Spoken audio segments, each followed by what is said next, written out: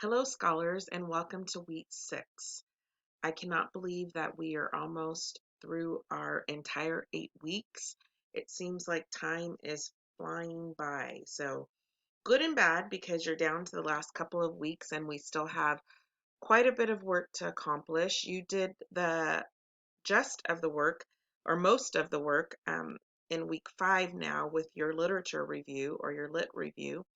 So, that is most of your paper, having to really speak to and research using 10 to 15 resources. So I look to get that feedback to you between tomorrow and Wednesday, um, or I should say Tuesday and Wednesday. But very happy to see that we've made it to this point. You still have a little bit of work to do as we move into week 6, 7, and 8. So still have discussion board questions, and then 8 is your final capstone project, and that's inclusive of um, the full paper as far as the introduction, and you'll need your abstract as long as your lit review and your conclusion all in one. I will speak to that in this lecture to help kind of get you thinking forward about what will be needed for week 6 or week 8. We are in week 6 right now. And just knowing some of those timelines and deadlines change in those latter weeks of this class. So wanting to give you some insight to prepare for and make sure that you dedicate the appropriate time. Your agenda this week, you should be reading chapters 8 and 9, intake and engagement, and the assessment process. Again, this is information that you should already be familiar with or have already read about, learned about, but hopefully it can provide you new and greater insight or provide you information that can be useful in your interest of study. So make sure you are allocating time to those chapters. You have a PowerPoint that you will be uh, referencing. It has quite a bit of slides, but it's covering a lot of the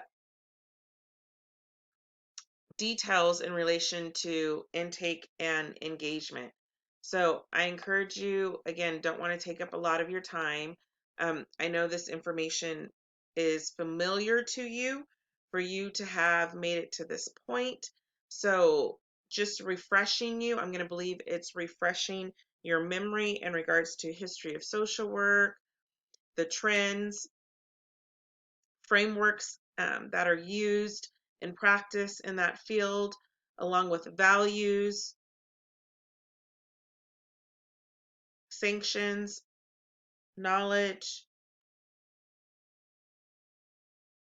and then they move into methods of casework, and then that continues for quite some time, giving you the different background and history in relation to those methods of casework.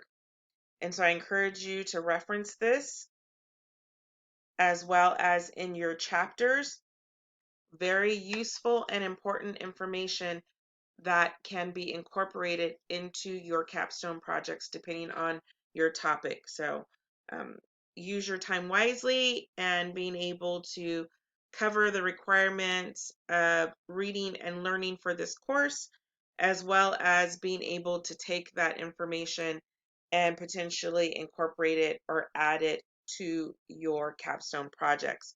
Keeping in mind when you are completing your discussion board questions as well. I commented on a few of yours this week or this past week, saying that I was going to begin to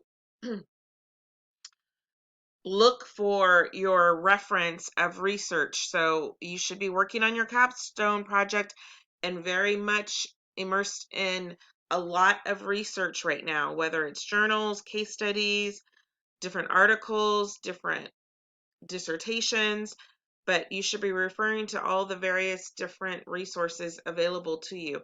So that includes your textbook and your reading. So when you're doing your discussions, I want to hear and see your references in relation to that research that you're doing in relation to the question that's being asked, as well as feeling free to dive in and give more of your insight and experience to your peers as well in responding to those two classmates. So that was your PowerPoint. You do have a journal article um, on social worker management of error. Again, another good resource that can be useful to you in regards to not only learning more about this field, but also being able to, if it is within your topic of ethical and risk management, um, being able to incorporate that in your capstone project. So also, again, can't just take information and throw it in to your project, but if this is in relation to your topic, really good information.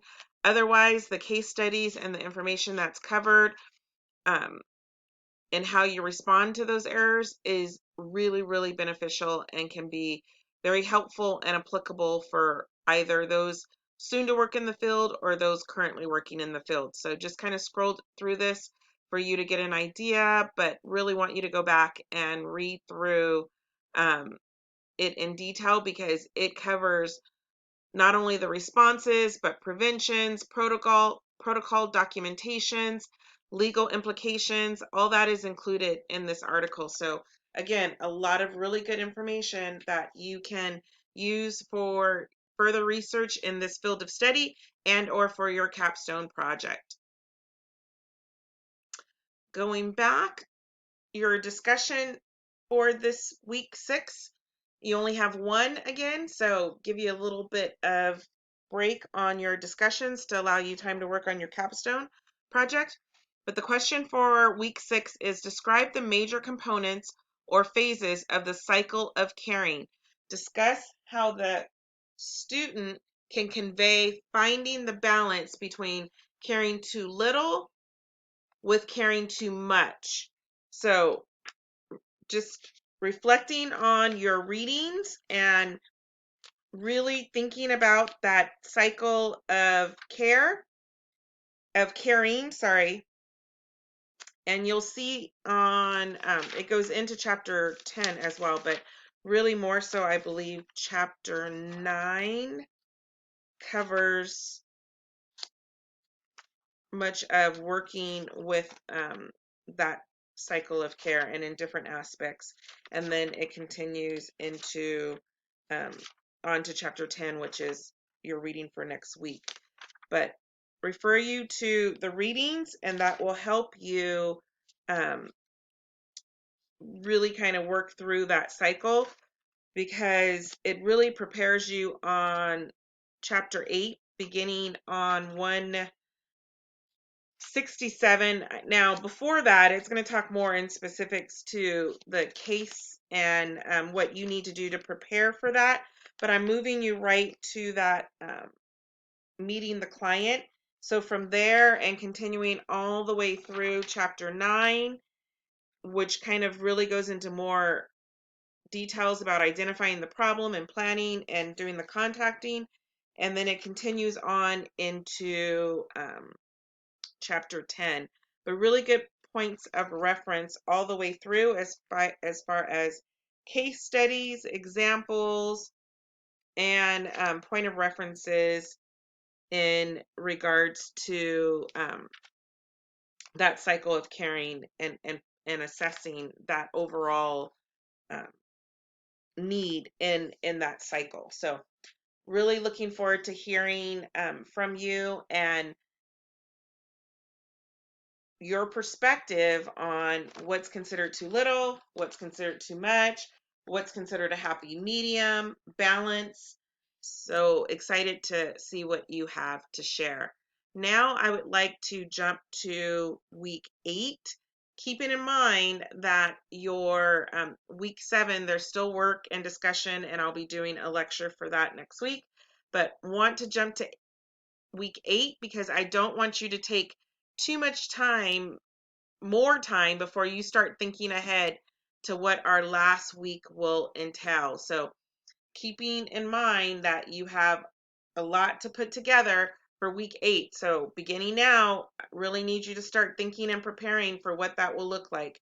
Did a lot of the work last week with your literature review, but now need you to give some time to completely wrapping your head around that full, complete capstone project, as well as you're required to do a video presentation of the project. So, multiple aspects. In addition, you have discussion board questions for week 7, as well as 2 discussion board questions for week 8. So, a lot of work in the latter weeks, and time is limited. In addition to reading chapter 12 and 13, the last few chapters of your textbook. So I'm going to jump to the critical assignment because that's the most important piece here that I wanted to point out for this course. So for week 8, and your time frames are much sooner than other weeks, you are doing your final project. So you are compiling and completing a final cumulative project that showcases your course of study and your career ambitions. Projects should be academically based in research and applicable to your personal career, situation, or experience. We've been talking about this a lot up to this point, so just reiterating some of this information for you that you should already be aware of.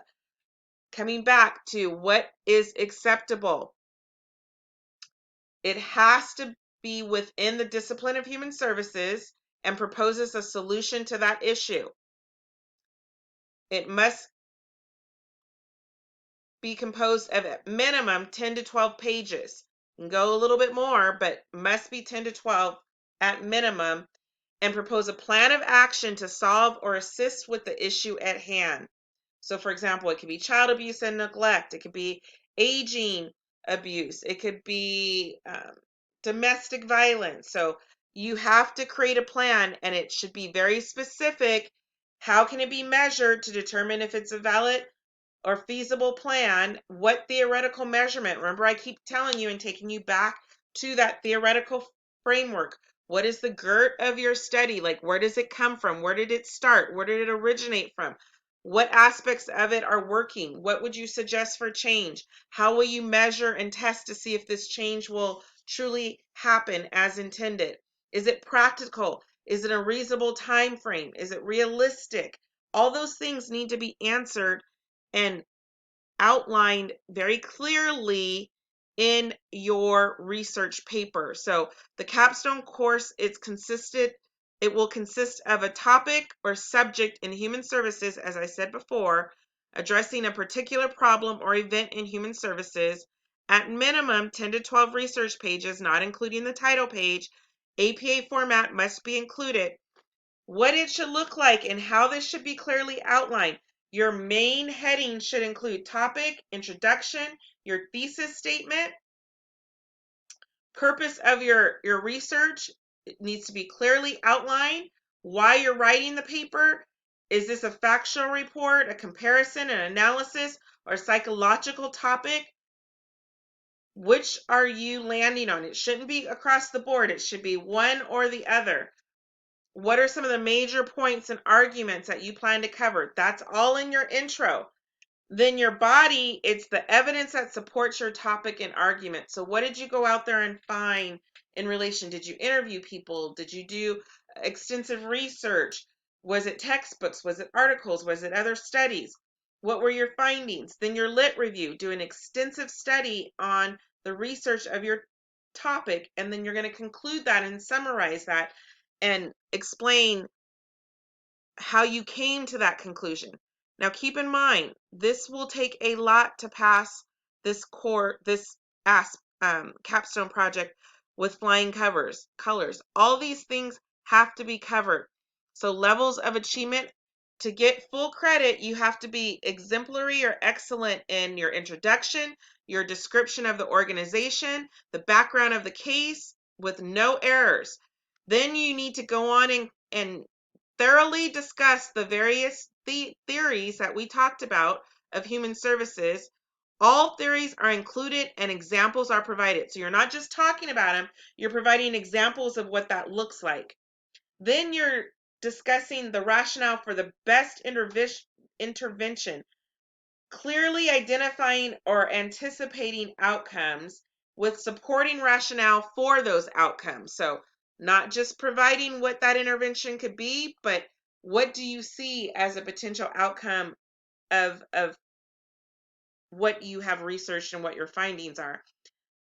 Many of you forget, and keep in mind, this could be points that could really make or break your A grade or even B, is the faith integration. So a clear discussion about how this overall relates to and about faith integration, including verses, scriptures, um, and it must be clear as well as in relation to the profession of human services. And then overall, is it APA formatted correctly? Do you have your commas, your periods? Are your quotations appropriate? This does have to go through, um, uh, I'm sorry, it does have to go to determine if you are plagiarizing or not. So self-assign. And so make sure that you are using your work. And if you're not using your work, that you're referencing it appropriately. Make sure you're going back and proofreading your work to ensure that you have no errors. That is the only way that you will get a perfect or A grade for this capstone project. Keeping in mind, this is towards the end for you to go and continue on in your area of study and show that you are very much knowledgeable and have a clear understanding of human services and the aspects that it entails in working within human services. So, a lot to get prepared for in your latter weeks. So, just wanted to give you a heads up. Feel free to reach out to me if you have questions, and make sure that you are allowing time to do the video presentation as well. I'm going to go really quickly to the syllabus just to show you the actual date, because I want you to see this and see it clearly that your due dates change for the latter part of your week 8. So your discussion board can be day 7. But as you can see here, critical assignment and video presentation is due by Friday at 11 p.m. No exception. So week 8, it's due by Friday at 11 p.m. It cannot be Saturday. It cannot be Sunday. Those grades have to be in first thing Monday. So I need time to be able to grade and get your grade. There's a lot of reading that I will have to do for this course to make sure that I'm getting the feedback back to you timely to ensure that that's getting in for your grade. So reiterating, your due dates for week 8, not week 6, not week 7, week 8 is by day 5, that Friday at 11 p.m. Again, if you have any questions, concerns, if you need more information, feel free to reach out to me. I'm available via email. If you need to set up a Zoom meeting to talk through your project, I'm available to you. Just let me know so we can plan out a few days to work around our schedules. But other than that, have a wonderful and blessed week, and I look forward to speaking with you next week. Take care and God bless.